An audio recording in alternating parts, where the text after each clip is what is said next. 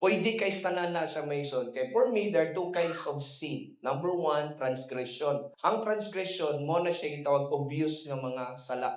Kanang mupatay, verbally, kanang mag-curse. Mo na siya mga obvious kayo nga mga sala. And ang mga tao mo justify nga ako pastor wa man ko nagpatay, wala man ko nanunglo, wala ko nagbisyo. Sa ako pastor okay kayo ko, ma-achieve na ako ang blessing ni Lord. Pero naaday duha ka klase, na ikaduha ka klase nga sala mo gitawag namo iniquity. Ang transgression outside job, ang iniquity inside job. Meaning ikaw ray nasayod, ang iniquity ang sample na kanang naakay kasina sa imong tapan.